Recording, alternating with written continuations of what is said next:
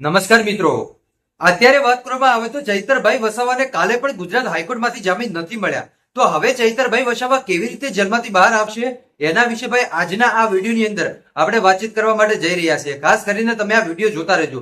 હવે ચૈતર વસાવાને ખાલી સુપ્રીમ કોર્ટ જ બહાર કાઢી શકશે અને કઈ રીતે સુપ્રીમ કોર્ટ ચૈતર વસાવાને બહાર કાઢશે એના વિશે આજના આ વિડીયોની અંદર આપણે જાણવાની કોશિશ કરીએ. ખાસ કરીને આ વિડીયોને તમે અંત સુધી જોતા રહેજો.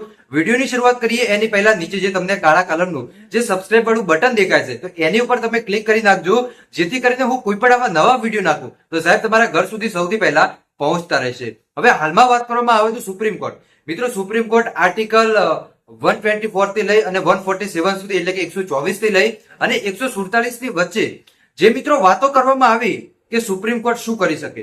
સુપ્રીમ કોર્ટમાં કેસ ત્યારે જાય કે જ્યારે નીચેની જેટલી પણ સેશન્સ કોર્ટ હોય અને હાઈકોર્ટ એમાં ન્યાય ન મળે ત્યારે એ કેસ સુપ્રીમ કોર્ટની અંદર જાય.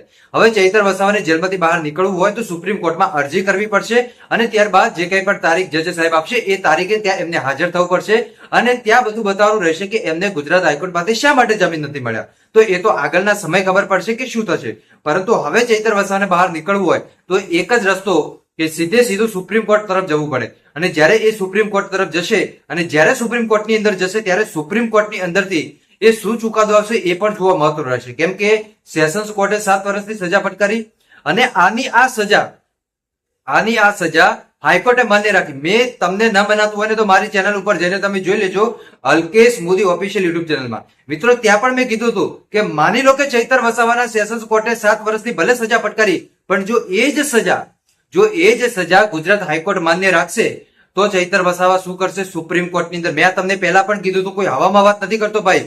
અમુક લોકોને એવું લાગતું કે ભાઈ ગપ્પા મારે ને હવામાં વાત કરે. ના, તમે જોયું ને ભાઈ, ગુજરાત હાઈકોર્ટમાંથી નથી મળ્યો, હવે સુપ્રીમ કોર્ટમાં જશે. તમે લખી લો ભાઈ, કોરા કાગળ ઉપર લખી લો અને જો એવું થાય કે ભાઈ ના ગયા સુપ્રીમ કોર્ટની અંદર, આ ચેનલને અનસબસ્ક્રાઇબ કરી નાખ્યું ભાઈ. ઓપન ચેલેન્જ આપું તમને.